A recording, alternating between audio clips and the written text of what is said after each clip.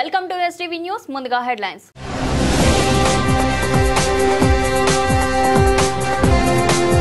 అమ్మవారి సన్నిధిలో కొనసాగుతున్న శాకంబరి ఉత్సవాలు.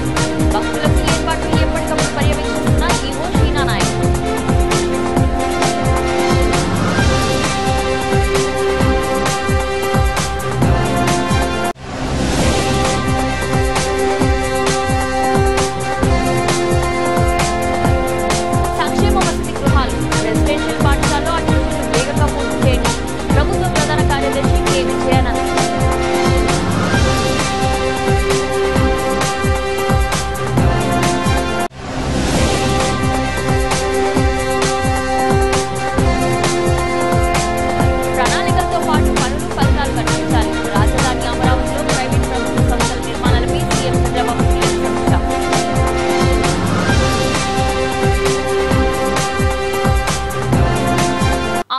సన్నిధిలో ఎంతో వైభవంగా శాకంబరి ఉత్సవాలు రెండో రోజు బుధవారం కొనసాగుతున్నాయి.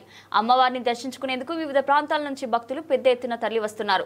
శాకంబరి ఉత్సవాలు గురువారం ఉదయం 9:30కు మహాపూర్ణాహారతితో ఉత్సవం పరసమాప్తి అవుతుంది. కన్నుల విందుగా ఇంద్రకీలాద్రిపై రెండో రోజు అలంకరణ చేశారు. భక్తులకు ఏర్పాట్లు ఏ విధంగా ఉన్నాయి, ఎలా ఉన్నాయనే విషయాలపై ఎప్పటికప్పుడు పర్యవేక్షిస్తున్న ఆలయ ఈవో షీనా నాయక్ శాకంబరి దేవిగా దర్శనమిస్తున్న దుర్గమ్మ వారిని దర్శించుకునేందుకు సుదూర ప్రాంతాల నుంచి భక్తులు వస్తున్నారు. ఇప్పటి వరకు ఆలయ అలంకరణ, కందబ్బం ప్రసాదం తయారీ నిమిత్తం సుమారు 50 టన్నుల పైన కూరగాయల వినియోగం, గోదావరి, కృష్ణా, గుంటూరు జిల్లాల దాతల నుండి సేకరణ, కూరగాయల సేకరణ నిమిత్తం 10 రోజుల నుండి శ్రమిస్తున్న ఆలయ సిబ్బంది. ప్రధాన ఆలయంలో శ్రీ కనకదుర్గ అమ్మవారు మహామండపంలో ఉత్సవమూర్తి, ఉపాలయాల్లో దేవతామూర్తులంతా హరితవర్ణంతో విరాజిల్లుతున్నారు. ఉదయం 10 నుండి మధ్యాహ్నం 2 వరకు ప్రత్యేక అంతరాలయ దర్శనం రద్దు అని ప్రకటించిన ఈవో షీనా నాయక్. భక్తుల రద్దీ దృష్ట్యా దేవాలయ సిబ్బందికి ప్రత్యేక విధులు కేటాయింపు. 3వ రోజు ముగింపు రోజు పెద్ద ఎత్తున భక్తులు దర్శించుకునే అవకాశం. భక్తులకు కదంబ ప్రసాదాన్ని అందిస్తున్నారు. నిన్నటి నుంచి మనకు శాకంబరి ఉత్సవాలు ప్రారంభమైనాయి. నిన్న దాదాపుగా 46,000 మంది భక్తులు అమ్మవారిని దర్శించుకోవడం జరిగింది. ఇది రెండవ రోజు. ఈ సంఖ్య ఇంకా కొద్దిగా పెరిగే అవకాశాలు ఉన్నాయి. మీరందరూ చూశారు. ఈరోజు శాకంబరి ఉత్సవాల రెండవ రోజున మొత్తంగా 24 టన్నులు అంటే 24,000 కేజీల వరకు కూడా మనము ఇక్కడ డోనట్స్ రైతులు ఎవరైతే ఇచ్చారో వాటికి సంబంధించి మొత్తం కూడా మనం పూర్తిగా టెంపుల్ అంతరాలయము బయట మొత్తం ప్రాకారం అన్నీ కూడా మనం నీట్గా పేర్చిపెట్టాము. మా ఎంప్లాయీస్ కావచ్చు, సేవకులు కావచ్చు, రాత్రింపగళ్ళు శ్రమించి ఎక్కడికక్కడ అలంకారంలో ఎక్కడ కూడా లోటుపాట్లు లేకుండా వాళ్ళు శ్రమిస్తున్నారు. రేపు చివరి రోజు. రేపు కూడా భక్తుల యొక్క తాకిడి ఎక్కువయ్యే అవకాశాలు ఉన్నాయి. ముఖ్యంగా రేపు గురు పౌర్ణమి దినోత్సవం కూడా ఉంది కాబట్టి దానికి తగ్గట్టుగా మనము ఏర్పాట్లు కూడా చేస్తున్నాము.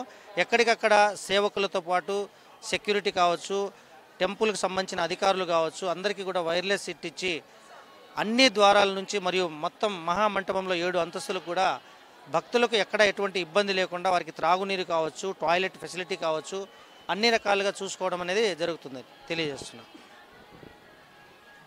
ఏడాది పాలనలో కూటమి ప్రభుత్వ పాలన పట్ల సుపరిపాలనకు తొలి అడుగు కార్యక్రమం ద్వారా ప్రజా అభిప్రాయ సేకరణ చేస్తున్నట్లు సెంట్రల్ ఎమ్మెల్యే బోండా ఉమ్మ తెలిపారు.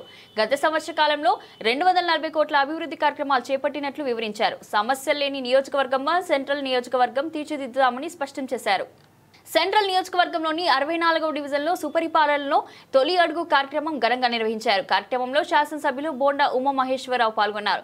ఈ సందర్భంగా ఎన్టీఆర్ విగ్రహానికి పూలమాలలు వేసి నివాళులర్పించారు. అనంతరం ప్రతి గడపకు వెళ్లి ప్రభుత్వ సంక్షేమ పథకాలు, అభివృద్ధి కార్యక్రమాలను కరపత్రాల ద్వారా ప్రజలకు వివరించారు. ఈ సందర్భంగా ఆయన మాట్లాడుతూ నియోజకవర్గంలో 2.80 లక్షల ఓటర్లను కలిసి ప్రజా అభిప్రాయం సేకరిస్తున్నట్లు తెలిపారు. పింఛన్ల పెంపుతో పాటు వృద్ధులకు 4,000, వికలాంగులకు 6,000 పంపిణీ జరుగుతుందన్నారు. గత ఏడాదిలో 240 కోట్లతో అభివృద్ధి పనులు చేపట్టామని, నియోజకవర్గం అభివృద్ధి మార్గంలో వేగంగా దూసుకుపోతుందన్నారు. శ్రీనిధి, మహిళలకు ఉచిత బస్సు ప్రయాణం వంటి పథకాలు త్వరలో అమలు చేయనున్నట్లు వెల్లడించారు. పర్యటనలో ప్రజలు తెలియజేసిన ప్రతి సమస్యపై తక్షణమే చర్యలు తీసుకుంటామని చెప్పారు. సుపరిపాలన తొలి అడుగు కార్యక్రమం సెంట్రల్ నియోజకవర్గంలో దిగ్విజయవంతంగా జరుగుతూ ఉంది. ఈ నియోజకవర్గంలో 21 డివిజన్లలో 2,80,000 మంది ఓటర్లని ప్రజల్ని కలుసుకొని వాళ్ళ సమస్యలు, గత సంవత్సర పరిపాలన మీద వాళ్ళ అభిప్రాయ సేకరణ నిర్విరామంగా జరుగుతోంది. మా బూత్ ఇన్ఛార్జీలు, యూనిట్ ఇన్ఛార్జీలు, క్లస్టర్ ఇన్ఛార్జీలు, మా డివిజన్ పార్టీ అధ్యక్షులు, మాజీ కార్పొరేటర్లు అందరూ కూడా పెద్ద ఎత్తున ప్రజల్లో ఉన్నారు. ఎక్కడికి వెళ్ళినా ప్రజలు సంతృప్తి వ్యక్తం చేస్తూ ఉన్నారు. తెలుగుదేశం ప్రభుత్వ పార్టీగా ఎన్నికల ముందు ఏమైతే చెప్పామో ఇచ్చిన ప్రతి హామీని నెరవేర్చాం. పింఛన్లు పెంచుతానన్నాం, తొలి నెలలోనే పింఛన్లు పెంచాం. గ్యాస్ బండ్లు ఇస్తానన్నాం, 3 గ్యాస్ బండ్లు ఇచ్చాం. అన్నా క్యాంటీన్లు ఓపెన్ చేస్తానన్నాం, అన్నా క్యాంటీన్లు ఓపెన్ చేస్తాం. ఎంతమంది పిల్లలు ఉంటే అంతమందికి తల్లికి వందనం వేస్తామని చెప్పాం. ఇచ్చిన మాట ప్రకారం తల్లికి వందనం వేసాం. అలాగే ఇంకా మిగిలినటువంటివి కూడా డేట్లు ఇచ్చాం. ఆగస్టు 15 నుంచి మహిళలకి ఉచిత బస్సు ప్రయాణం కానీ, శ్రీనిధి 18,000 కూడా త్వరలోనే వేస్తాం, నిరుద్యోగ భృతి కూడా త్వరలోనే వేస్తాం. ఇచ్చిన ప్రతి మాట గుర్తుంది, ప్రతి మాట నెరవేరుస్తాం. అంతేకాకుండా సంవత్సర కాలంలో 240 కోట్ల రూపాయలతో అభివృద్ధి పనులు పూర్తి చేశాం. ఒకవైపు అభివృద్ధి, ఒకవైపు సంక్షేమం, రెండు కళ్ళలాగా ఈ ప్రభుత్వం ముందుకెళ్తా ఉంది. ప్రజలు అన్ని స్థాయిల్లో సంతృప్తిని వ్యక్తం చేస్తూ ఉన్నారు. మాకు అధికారం అనేది ఒక బాధ్యత. ఈ బాధ్యతగా నెరవేరుస్తాం. ప్రజలకి జవాబుదారీతనంగా ఉంటాం. ప్రజలందరికీ కూడా సమాధానపరంగా అండగా ఉంటామని కూడా తెలియజేస్తాం. సుపరిపాలన తొలి అడుగు కార్యక్రమంలో భాగంగా సెంట్రల్ నియోజకవర్గ 59వ డివిజన్లో బోండామ్మ గారు పర్యటించారు. ఈ పర్యటనలో జనాలందరూ ఈ సంవత్సర కాలంలో బాగా ఉంది, మా పరిస్థితి బాగుందని చెప్పారు. సకాలంలో అన్ని పథకాలు అందుతున్నాయని, తల్లికి వందనం, గ్యాస్ బండ్ల డబ్బులు, పిల్లలకి ఫీజు రియంబర్స్మెంట్లు మళ్ళీ సకాలంలో పడినాయని అందరూ బాగా స్పందించారు. మా డివిజన్లో ఉన్న చిన్న సమస్యలు చెప్తే బోండామ్మ గారు వెంటనే పరిష్కరించారు. మిగతా ఏదైనా ఉంటే ఆఫీస్కి రండమ్మ పరిష్కరిస్తానని చెప్పారు. ఈ కార్యక్రమంలో డివిజన్ నాయకులు, కార్యకర్తలు అందరూ పాల్గొన్నారు. అందరికీ నమస్కారం అండి. ఈరోజు 59వ డివిజన్లో మన సెంట్రల్ నియోజకవర్గ టైగర్ ప్రభుత్వ విప్ అన్న బోండా ఉమామహేశ్వరరావు గారు సుపరిపాలన తొలి అడుగు కార్యక్రమానికి విచ్చేశారు. ఈ కార్యక్రమంలో ఆయన ఇంటింటికి వెళ్ళి ప్రజల యొక్క సమస్యలు అడిగి తెలుసుకున్నారు. తల్లికి వందనం పడిందమ్మా, అలాగే పెన్షన్ వస్తుందా, వృద్ధాప్య పెన్షన్ వస్తుందా, అలాగే అన్నా క్యాంటీన్లు, అలాగే ఇక్కడున్న స్థానిక సమస్యలు, కాలువలు ఎలా తీస్తున్నారు, మంచినీరు ఎలా వస్తుంది, ఇలాంటి సమస్యలు, లైట్లు వెలుగుతున్నాయా, ఇలాంటి సమస్యలన్నీ మన బోండా ఉమామహేశ్వరరావు గారు అడిగి తెలుసుకొని, అలాగే కొంతమందికి వితంతు పెన్షన్ రావట్లేదని, అలాగే కొంతమంది వృద్ధాప్య పెన్షన్ కరెంటు బిల్లు వల్ల పోయిందని తెలియజేశారు. ఇవన్నీ కూడా నెక్స్ట్ మంత్లో మనం కొత్త పెన్షన్లు వస్తున్నాయని, అవన్నీ కూడా మన ఆఫీస్కి వచ్చి మీకు ఏదైనా సమస్యలు ఉంటే అడిగి పరిష్కరించుకోవాలని తెలియజేశారు. ఈ విధంగా ఈ కార్యక్రమంలో డివిజన్ నాయకులు, కార్యకర్తలు, రాష్ట్ర నాయకులు, జిల్లా నాయకులు అందరూ కలిసి పాల్గొన్నారు. అందరికీ ప్రత్యేక ధన్యవాదాలు. ఈరోజు సెంట్రల్ నియోజకవర్గంలో సెంట్రల్ ఎమ్మెల్యే బోండా ఉమామహేశ్వరరావు గారు ఈరోజు మన 59వ డివిజన్కి సుపరిపాలన వచ్చిన తొలి అడుగులో మన డివిజన్కి ఇవాళ రావడం జరిగింది. ప్రతి ఇంటికి వెళ్ళి డోర్ టు డోర్ కలిసి వాళ్ళ అంటే తల్లికి వందనం పడిందా లేదా, అలాగే వాళ్ళకి సమస్యలు తెలుసుకొని వాళ్ళ దగ్గరికి వెళ్ళి ఏ ప్రాబ్లమ్స్ ఉన్నా తెలుసుకొని అది మనం కలెక్ట్ చేసి అది మళ్ళీ ప్రాబ్లమ్స్ క్లియర్ చేయడానికి, వాళ్ళ సమస్యలు ఏమన్నా చెప్పి మాట్లాడి త్వరగా వెంటనే ప్రాబ్లమ్స్ క్లియర్ చేసి వాళ్ళతో మాట్లాడి మొత్తం క్లియర్ చేయడానికి వచ్చాము. కాబట్టి అందరం కలిసి తెలుగుదేశం పార్టీ కుటుంబ సభ్యులందరం కలిసి పాల్గొన్నాము. మన డివిజన్ 59వ డివిజన్ ప్రెసిడెంట్ బంగారు నాయుడు గారు, అలాగే డివిజన్ ఇన్ఛార్జ్ జాన్వలి గారు, డివిజన్ సెక్రటరీ బూదాల సురేష్ గారు, అలాగే మరకా శ్రీనివాసరావు గారు, తెలుగుదేశం పార్టీ కుటుంబ సభ్యులందరూ కలిసి పాల్గొన్నారు. ధన్యవాదములు. విష్ణు మంచు డ్రీమ్ ప్రాజెక్ట్ కన్నప్పకి మంచి రెస్పాన్స్ వస్తున్న సంగతి తెలిసిందే. జూన్ 27న విడుదలైన ఈ చిత్రానికి ఆడియన్స్ నుంచి మంచి ఆదరణ దక్కింది. డివోషనల్ బ్లాక్ బస్టర్ గా ఈ చిత్రం ఇప్పటికే సక్సెస్ఫుల్ గా రన్ అవుతుంది. ఈ క్రమంలో మంగళవారం నాడు విజయవాడలో ప్రఖ్యాత గజల్ నాయకుడు సేవ్ టెంపుల్స్ భారత్ సంస్థ అధ్యక్షులు గజల్ శ్రీనివాస్ కన్నప్ప చిత్రాన్ని ప్రత్యేకంగా ప్రదర్శించారు. ఈ స్పెషల్ షోని డాక్టర్ ఎం మోహన్ బాబుతో పాటుగా నాగసాధువులు అఘోరాలు వీక్షించారు. అనంతరం డాక్టర్ ఎం మోహన్ బాబు మాట్లాడుతూ కన్నప్ప సినిమాను గొప్పగా ఆదరిస్తున్నారు. ప్రతి చోట కన్నప్పకి మంచి స్పందన వస్తుంది. విష్ణు నటనకు అందరూ కొనియాడుతున్నారు. ఇక ఈ రోజు ఇలా విజయవాడలో సోదరుడు గజల్ శ్రీనివాస్ నేతృత్వంలో షోను నిర్వహించారు. నాగసాధువులు, సాధువులు, యోగినులు, అఘోరాలతో కలిసి మరోసారి సినిమాను వీక్షించడం ఆనందంగా ఉంది అని అన్నారు. సేవ్ టెంపుల్స్ భారత్ సంస్థ ఆధ్వర్యంలో మేము పురాతన దేవాలయాల్ని, మన సనాతన ధర్మాన్ని, యోగులని, మహాభక్తులు ఎవరైతే ఉన్నారో వారు జన్మించినటువంటి స్థలాల్ని, అలాగే గోశాలల్ని, వేద పాఠశాలల్ని, ఇటువంటి ఋషి ఆశ్రమాలని సేవ్ టెంపుల్స్ భారత్ ఎంతో గొప్పగా వాటిని సంరక్షిస్తూ వస్తుంది. ఎన్నో దేవాలయాలు దక్షిణ భారతదేశంలో, ఉత్తర భారతదేశంలో జీర్ణోద్ధరణ చేయడం జరిగింది.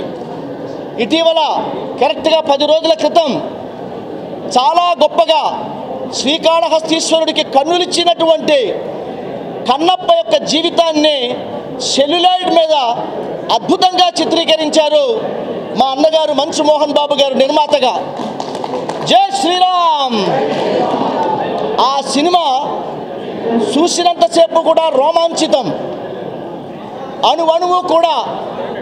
మొదటి భాగం కన్నప్పని భక్తులకు పరిచయం చేయడం, రెండవ భాగం కన్నప్పని శివుడికి పరిచయం చేసేటువంటి అద్భుతంగా హాలీవుడ్ మూవీలాగా భక్తిరస స్ఫోరకంగా ఇది భక్తి చిత్రం, సంపూర్ణమైనటువంటి భక్తి చిత్రం.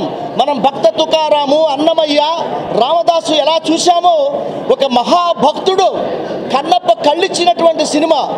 ఇందులో ప్రభాస్ గారు, అక్షయ్ కుమార్ గారు, మోహన్ లాల్ గారు, శరత్ కుమార్ గారు, అలాగే మంచు మోహన్ బాబు గారు, విష్ణు కన్నప్పగా నటించాడు. నేను 2 సార్లు చూశాను. రజనీకాంత్ గారు, ప్రభుదేవ, భాగ్యరాజ, మేమందరం కలిసి చెన్నైలో చూస్తే సినిమా అందరికీ కూడా ఆర్ద్రమైపోయింది. మీరు సినిమా నుంచి బయటకు వస్తూ ఉంటే చమర్చిన కళ్ళతోటి అబ్బా కన్నప్ప ఎంత గొప్ప భక్తుడు అనిపిస్తుంది.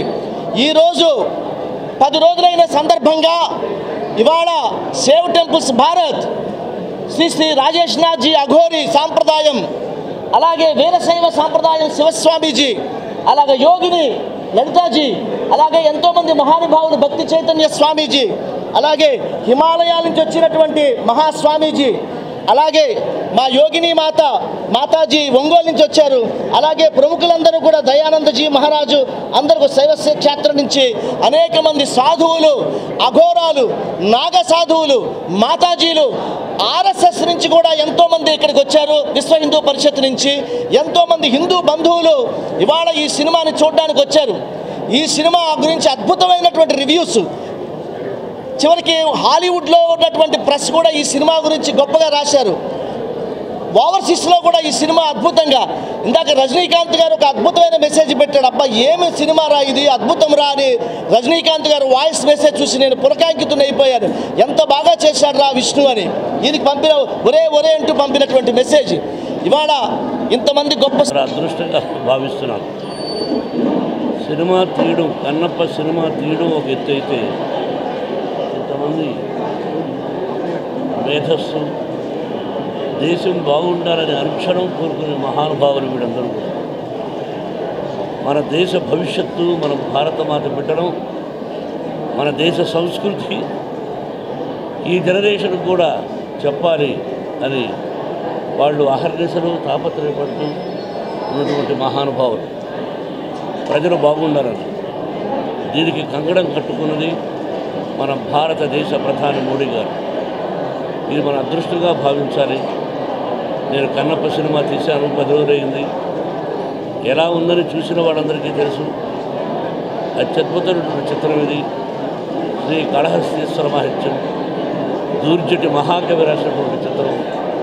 ఈ చిత్రాన్ని వాళ్ళతో నేను చూసి వాళ్ళ అమూల్యమైన సలహాలు సినిమా అయిన తర్వాత మీకు తెలియజేస్తారు. నేను కొత్తగా చెప్పేది ఏమీ లేదు. ఇది ప్రతి ఒక్కరూ చూడదగినటువంటి కుటుంబ సమేతంగా చూడదగినటువంటి చిత్రం. మన పిల్లలకు కూడా వేదం అంటే ఏంటి, ఉపనిషత్తులు ఏంటి అని 3000 సంవత్సరాలకు ముందు దూర్జటి మహాకవి రాసినటువంటి చిత్రం ఇది. 3000 సంవత్సరాలకు ముందు మన విజయవాడ ఎలా ఉందో మీరు ఆలోచించుకోండి. కాబట్టి మనకు తెలియదు. కాబట్టి ఆ కవులు రాసినటువంటి గ్రంథాన్ని పుస్తకాన్ని ఆధారంగా తీసుకొని ఏదో చిన్న చిన్న మార్పులతో తీయడం జరిగింది. ఇది నేను మళ్ళీ చెప్తున్నా, ఈ విజయవాడ నాకు ఎంత అదృష్టమో మీకు తెలియదు. భక్తవత్సలం అనే పేరును ఇక్కడే విజయవాడలో నా పేరు మోహన్ బాబుగా మార్చారు మా గురువు గారు దాసున్నారు. ఇది పుణ్యక్షేత్రం, కనకదుర్గమ్మ, అలాగే ఈ సినిమాలో అర్జునుడు తపస్సు చేసినటువంటి స్థలం ఇద్దరికి ఇక్కడే ఉంది. మీరు అదృష్టవంతులు కాబట్టి మీ ఆశీస్సులు నాకు కావాలి. సినిమా చూసిన తర్వాత మాట్లాడతాను. గత ప్రభుత్వం నిర్వాకం వల్ల అధ్వానంగా మారిన రహదారుల అభివృద్ధికి తమ ప్రభుత్వం రాష్ట్ర వ్యాప్తంగా 866 కోట్లు ఖర్చు చేసినట్లు ప్రభుత్వ వీప్ గన్నవరం ఎమ్మెల్యే యార్లగడ్డ వెంకట్రావు తెలిపారు. సుపరిపాలన తొలి అడుగు కార్యక్రమంలో భాగంగా గన్నవరం మండలం గోపవరపుగూడెం, కుట్టుబడిపాలెం, ముదిరాజుపాలెం గ్రామాల్లో మంగళవారం సాయంత్రం ఆయన పర్యటించారు. ఈ సందర్భంగా ఇంటింటికి తిరుగుతూ ఏడాది కాలంలో ప్రభుత్వం చేపట్టిన అభివృద్ధి సంక్షేమ పథకాలను వివరిస్తూ రూపొందించిన కరపత్రాన్ని గన్నవరం నియోజకవర్గంలో తాను ఎమ్మెల్యేగా బాధ్యతలు స్వీకరించిన తర్వాత ఈ ఏడాది కాలంలో చేపట్టిన అభివృద్ధి కార్యక్రమాలను వివరిస్తూ రూపొందించిన కరపత్రాన్ని ప్రజలకు పంపించేశారు. సంక్షేమ పథకాలు అమలు తీరును లబ్ధిదారులు అడిగి తెలుసుకున్నారు. స్థానికుల సమస్యలను పరిష్కరించాలని అధికారులను ఆదేశించారు. ఈ సందర్భంగా యార్లగడ్డ మాట్లాడుతూ తాము అధికారం చేపట్టే నాటికి రాష్ట్ర వ్యాప్తంగా రహదారులని చింద్రమై గుంటలు మారడంతో పాటు కొన్ని చోట్ల చేపల చెరువులను తలపించే రీతిలో ఉన్నాయని, ఈ అధ్వాన రహదారులతో ప్రజలు పడుతున్న ఇబ్బందులను గమనించిన ముఖ్యమంత్రి చంద్రబాబు నాయుడు అధికారం చేపట్టిన వెంటనే రాష్ట్ర వ్యాప్తంగా రహదారుల మరమ్మతులకు పూర్తిగా దెబ్బతిన్న వాటికి పునర్నిర్మించేందుకు 866 కోట్లు మంజూరు చేసినట్లు తెలిపారు. ఈ కార్యక్రమంలో మండల టీడీపీ అధ్యక్షుడు గూడపాటి తులసిమోహన్, టీడీపీ నాయకులు చిరమామిల్ల సూర్యం, గ్రామ TDP party president Pallagani Rambabu, మాజీ సర్పంచ్ వెంకటరత్నం, వేమూరి రవి, నల్లూరి కోటయ్య, భానుమూరి భాను ప్రకాష్, మేడిపల్లి రమ, గూడవల్లి నర్సయ్య, పరుచూరి నరేష్, తులిమిల్లి ఝాన్సీ, జనసేన నాయకులు చిమట రవివర్మ స్వామి, బీజేపీ నాయకులు చిగురుపాటి కుమారస్వామి, నాదెండ్ల మోహన్ తదితరులు పాల్గొన్నారు.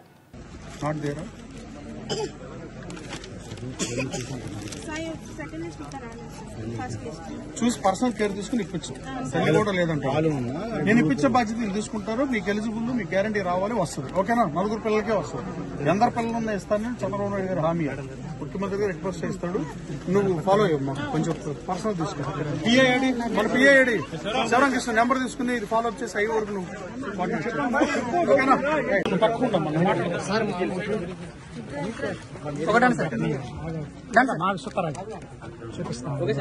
ఓకేనా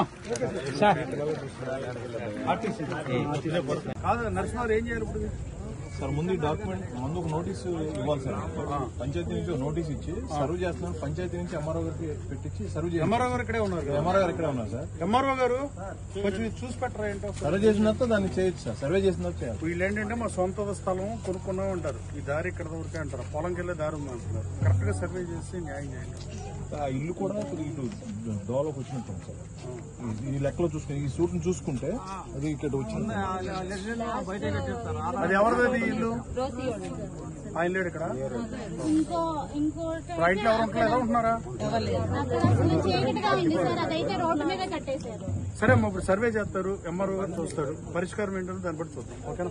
మీ అందరూ పంచాయతీకి రాసి మీరు ఏమంటే రోడ్డు వేయగలం. కానీ మీరు పంచాయతీ ఇంతమంది మాట మీరే మాట్లాడుకోండి. ఎంఆర్ఓ గారు ఉన్నాడు కదా ఇక్కడ. ఆయన మాట్లాడితే ఉపయోగం, నువ్వునే మాట్లాడితే ఏం ఉపయోగం? ఎంఆర్ఓ గారు చూడండి.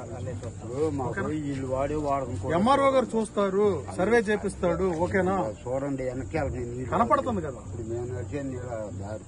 కరెక్టేనండి, నేను ఆపలేదు కదా. ఇప్పుడు వేరే వాళ్ళు వద్దంటున్నారు. సర్వే చేపిద్దాం అంటున్నాం కదా. అరే ఏనండి ఇక రాష్ట్ర సచివాలయంలో నిర్వహించిన పాత్రికేయుల సమావేశంలో రాష్ట్ర ఆర్థిక శాఖ మంత్రి పయ్యవుల కేశవ్ మాట్లాడుతూ ఏపీ బ్రాండ్ను దెబ్బతీసేందుకైనా మాజీ ముఖ్యమంత్రి, మాజీ ఆర్థిక శాఖ మంత్రులు కుట్ర చేస్తూ రాష్ట్రంలో ఏదో జరిగిపోతుందని గగ్గోలు పెడుతున్నారు. రాష్ట్ర ఆర్థిక పరిస్థితులు, ప్రభుత్వ ఖజానా మరియు ప్రజలపై అవాజ్యమైన ప్రేమ చూపిస్తున్నట్లు నటిస్తూ రాష్ట్ర అభివృద్ధికి అడ్డుకునేందుకు ప్రయత్నిస్తున్నారు. ప్రజలు తమకు ఓట్లు వేయలేదనే అక్కస్తో ప్రజల సంక్షేమాన్ని, అభివృద్ధిని అడ్డుకునేందుకు పరోక్షంగా ప్రయత్నిస్తున్నారు.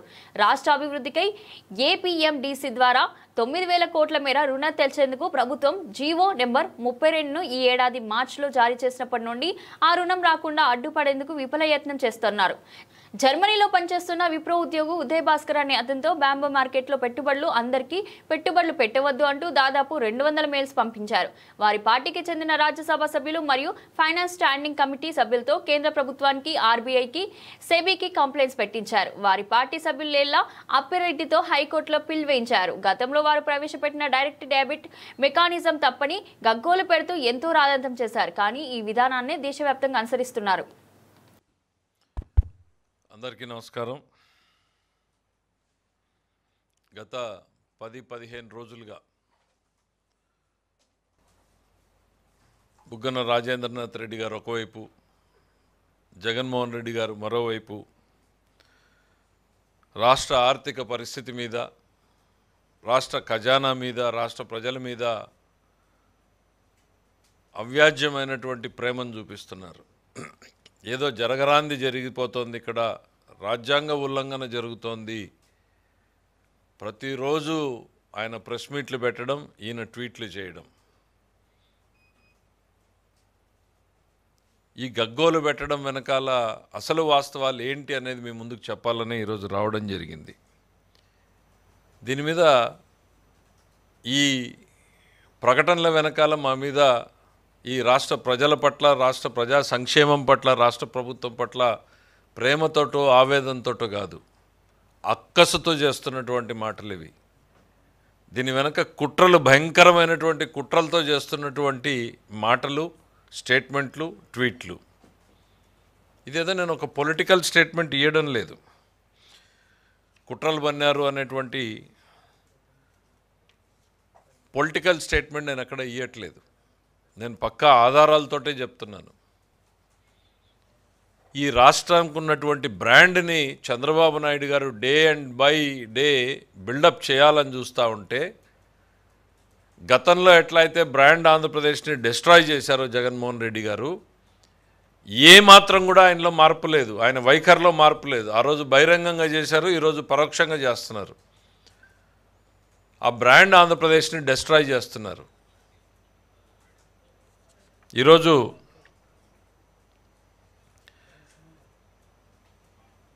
తమకు ఓట్లేయలేదు ప్రజలు అన్నటువంటి బాధని, అక్కసుని ప్రజల మీద చూపిస్తున్నారు, మా మీద కాదు. ఈ రాష్ట్రంలో ప్రజలు ఎవ్వరూ బాగుండకూడదు, సంక్షేమం వాళ్ళకి అందకూడదు, రాష్ట్రం అభివృద్ధి చెందకూడదు, రాష్ట్ర ప్రభుత్వ ఖజానా ఏమాత్రం వెసులుబాటు, ఫ్లెక్సిబిలిటీ ఉండకూడదు, రాష్ట్రంలో ఏ కార్పొరేషన్లు కూడా సవ్యంగా ముందుకు పోకూడదు. ఇదే ధోరణిలో వాళ్ళ పంతా కొనసాగుతుంది. ఇవేవి రాజకీయపరమైన మాటలు కాదు, పక్కా ఆధారాలతోటి నేను చెప్తున్నటువంటి మాటలు. మేము ఏపీ ఎండిసికి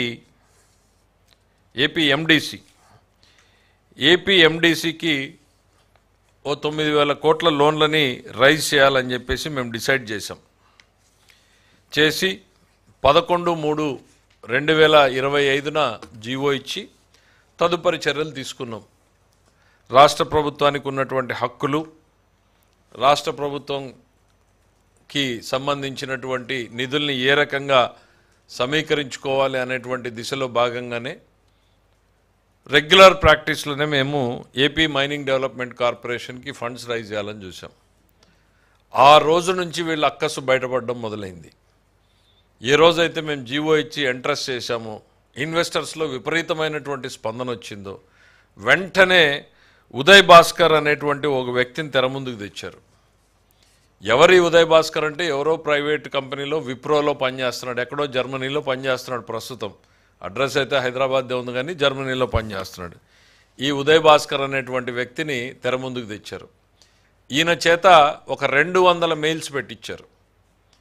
ఈయనకి వైఎస్ఆర్సీపీ లింక్ ఏంటి అని మీరు అనుకోవచ్చు. ఆయన ఫేస్బుక్ ప్రొఫైల్, జగన్మోహన్ రెడ్డి గారి ప్రొఫైల్ ఉంది, ఉదయ్ భాస్కర.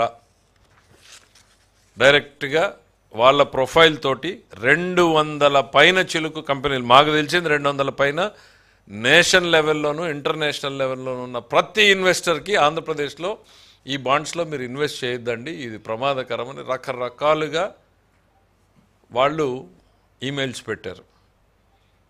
దాన్ని ఎవరు సీరియస్గా తీసుకోలే ఇన్వెస్టర్లు. సేమ్ ట్రెండ్ కంటిన్యూ అయింది. అయ్యేటప్పటికి ఏం చేశారు, ఆ ఫ్రస్ట్రేషన్లో ఒకవైపు బుగ్గన గారు ప్రెస్ మీట్లు జగన్మోహన్ రెడ్డి ట్వీట్లు మొదలైపోయినాయి.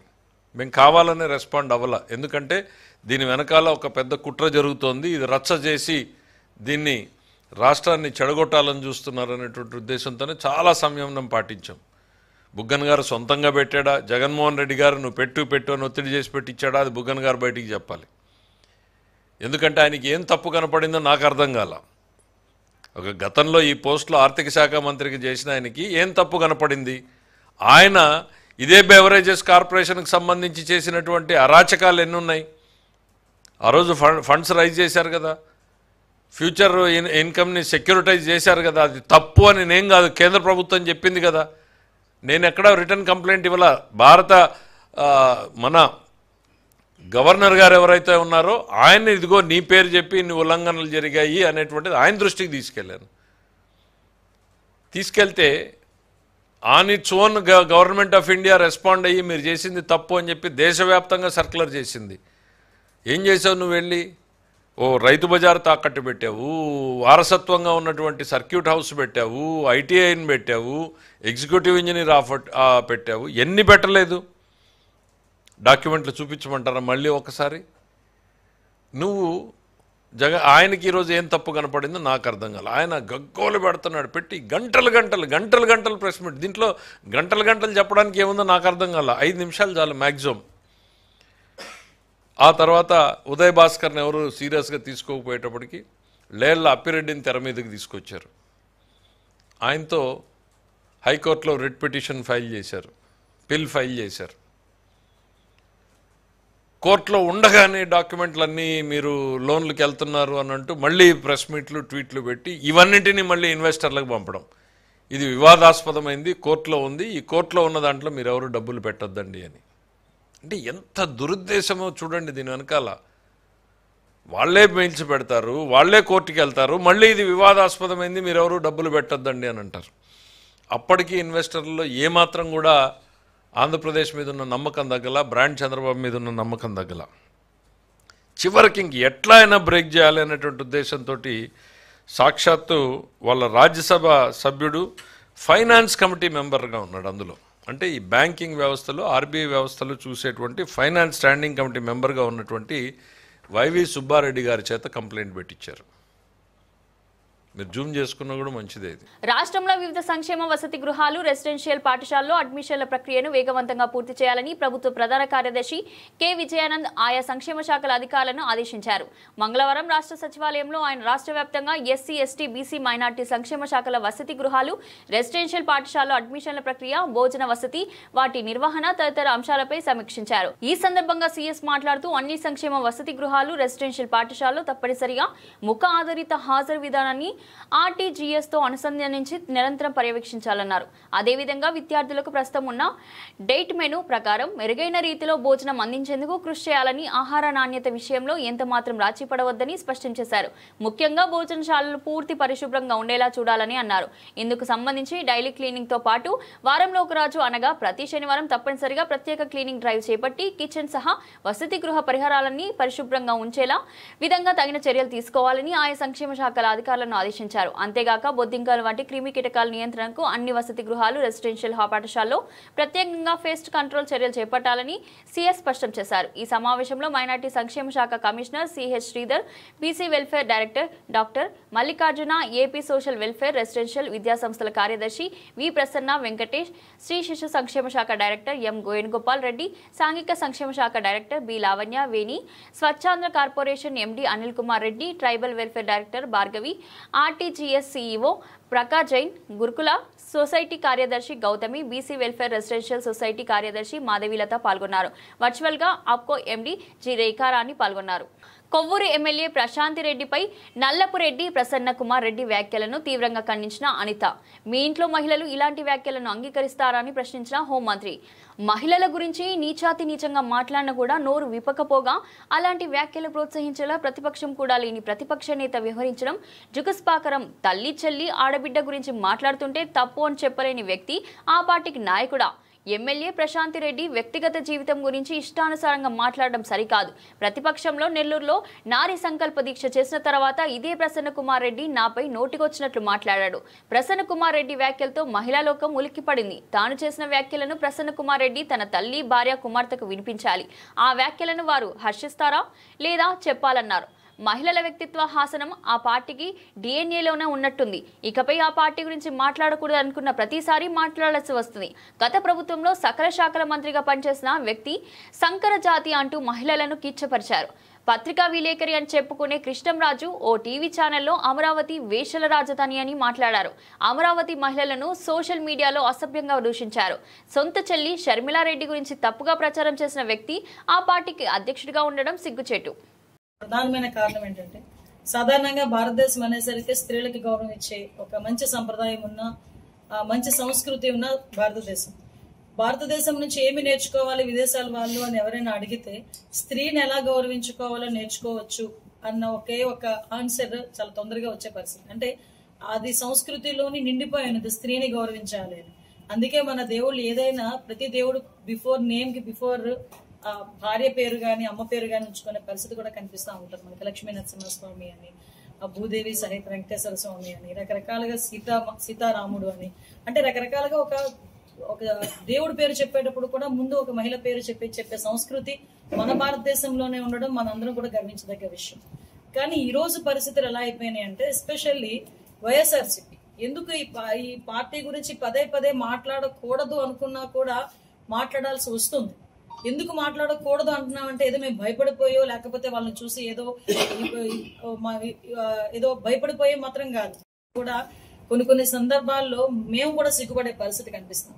ఎందుకనంటే ఈ రోజు మహిళల గురించి ఎంత నీచంగా మాట్లాడినా కూడా నోరు విప్పకుండా ఇంకా దాన్ని ఎంకరేజ్ చేసే పరిస్థితిలో జగన్మోహన్ రెడ్డి ఉండటం అనేది చాలా జుగుప్సాకరమైన విషయం. ఈ రోజు ఎందుకు ఈ పదం ఉపయోగిస్తున్నానంటే ఒక తల్లి గురించి, ఒక చెల్లి గురించి, ఒక ఆడబిడ్డ గురించి నోటికొచ్చినట్టు మాట్లాడుతూ ఉంటే కనీసం ఇది తప్పు అని చెప్పలేని నాయకత్వం, అదొక నాయకత్వమా?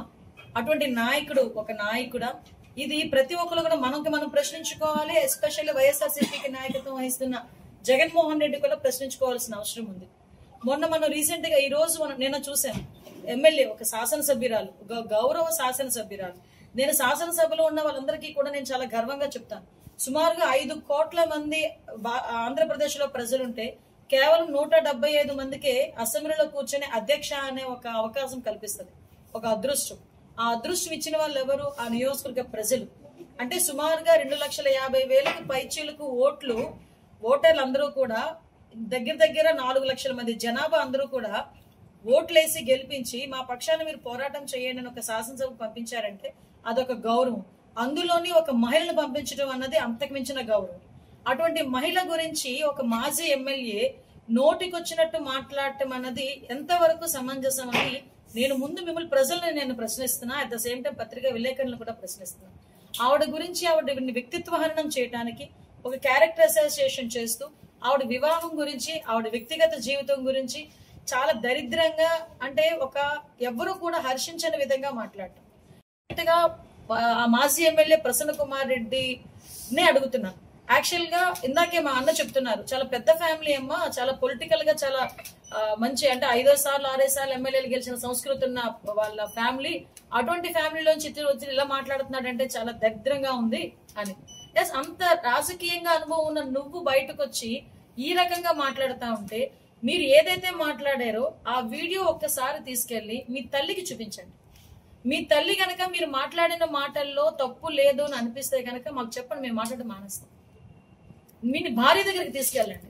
ఆ వీడియో చూపించి ఒక్కసారి మీ భార్య దగ్గరికి వెళ్ళి నేను పలానా వ్యక్తి గురించి, పలానా ఆడదాని గురించి ఈ రకంగా మాట్లాడాను, నీకు సమంజసమేనా ఒకసారి అడగండి. ఒకసారి లేదు నీ బిడ్డ దగ్గరికి వెళ్ళండి, నీ ఆడబిడ్డ దగ్గరికి వెళ్ళి కూర్చో, నీ కూతురు దగ్గరికి వెళ్ళి కూర్చొని అమ్మ నేను ఇలా మాట్లాడానంటే వాళ్ళు హర్షిస్తారేమో అడగండి. లేకపోతే నీ అక్క చెల్లు దగ్గరికి వెళ్ళి అడగండి. లేదు నిన్ను బాగా అభిమానించే వైసీపీ కార్యకర్తలు, మహిళా కార్యకర్తలు ఎవరైనా ఉంటే, దానికి కూడా ఏదో అంటారు కదా, కామన్ సెన్స్ ఉండేవాళ్ళు, కొంచెం నీతి నిజాయితీతోని ఎథిక్స్ ఉండే వాళ్ళని చూపించి అడగండి. కనీసం ఇది నేను మాట్లాడిన మాట దాన్ని అందరూ హర్షిస్తారని అడగండి.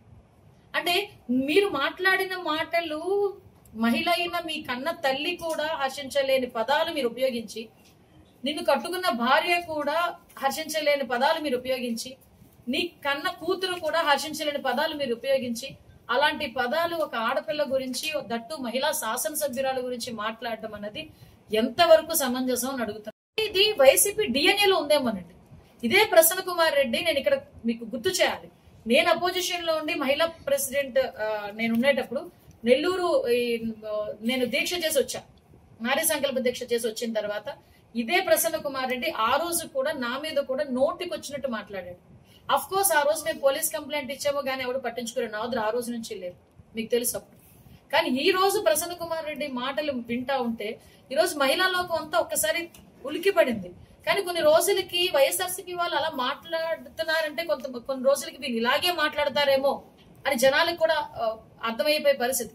నిన్నగాక మొన్న సజ్జల రామకృష్ణారెడ్డి లాస్ట్ టైం సకల శాఖ మంత్రిగా ఉన్న వ్యక్తి, అంటే అన్ని శాఖలు ఆయన గ్రూప్ లోనే పెట్టుకుని నడిపించిన సజ్జల రామకృష్ణారెడ్డి మొన్న ఒక ప్రెస్ మీట్ లో కూర్చొని మహిళల గురించి పిశాచులు, సంకరజాతి వాళ్ళు అని మాట్లాడతాడు.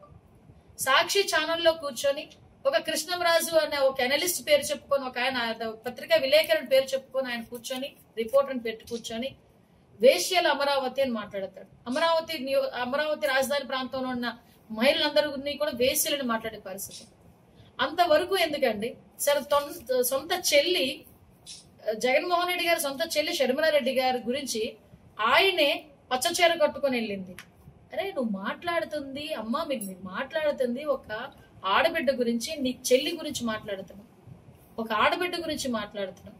అలా మాట్లాడేటప్పుడు కూడా కామన్ సెన్స్ లేకుండా మాట్లాడే పరిస్థితి. మీకు అందరికీ తెలుసు, అమరావతి రైతుల విషయంలో అమరావతి మహిళా రైతులు బయటకు వచ్చి ధర్నాలు చేస్తా ఉంటే వాళ్ళ గురించి సోషల్ మీడియాలో మాట్లాడిన అవన్నీ వింటా నిజంగా వాళ్ళు కాబట్టి భరించారు, నిజంగా బయటకు వచ్చి పోరాటం చేశారు. అఫ్ కోర్స్ ఈ రోజు దాని ప్రతిఫలంగా 11 సీట్లకు వెళ్లి కనీసం ప్రతిపక్ష హోదా కూడా లేకుండా నాకు ప్రతిపక్ష హోదా ఇవ్వండి నేను అడుక్కునే పరిస్థితికి ఈ రోజు జగన్మోహన్ రెడ్డి దిగజారిపోయాడు. రాజధానిలో భూములు తీసుకున్న సంస్థలు నిర్దేశించిన సమయానికే తమ నిర్మాణాలు పూర్తి చేయాలని ముఖ్యమంత్రి నారా చంద్రబాబు నాయుడు సూచించారు. సిఆర్డీఏ పరిధిలో భూములు కేటాయించిన వివిధ సంస్థల ప్రతినిధులతో ముఖ్యమంత్రి చంద్రబాబు నాయుడు కీలక సమీక్ష నిర్వహించారు. ఈ సమీక్షలో ప్రైవేట్ కార్పొరేట్ సంస్థలు, విద్యా సంస్థలు, హోటళ్లు, కేంద్ర ప్రభుత్వ కార్యాలయాలు, వివిధ ప్రాజెక్టుల కోసం కేటాయించిన స్థలాల నిర్మాణ ప్రగతిపై ముఖ్యమంత్రి చర్చించారు. భూములు కేటాయించిన సంస్థల ప్రతినిధులతో కలిసి ఈ తరహా సమావేశం తొలిసారి నిర్వహించారు.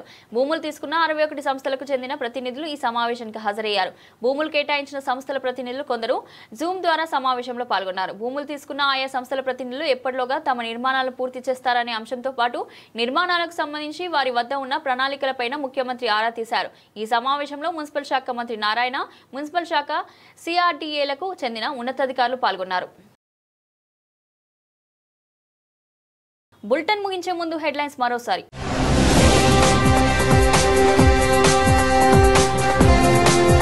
అమ్మవారి సన్నిధిలో కొనసాగుతున్న శాకంబరి ఉత్సవాలు, భక్తులకు ఏర్పాట్లు ఎప్పటికప్పుడు పర్యవేక్షిస్తున్న ఈవో షీనా నాయక్.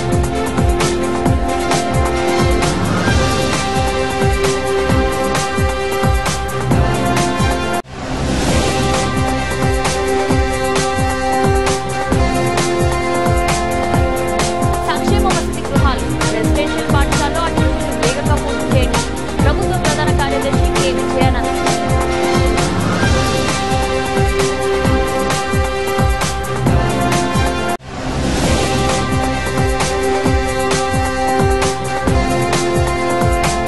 ప్రణాళికలతో పాటు పనులు ఫలితాలు కనిపించాలి. రాజధాని అమరావతిలో ప్రైవేట్ ప్రభుత్వ సంస్థల నిర్మాణాలపై సీఎం చంద్రబాబు కీలక సమీక్ష.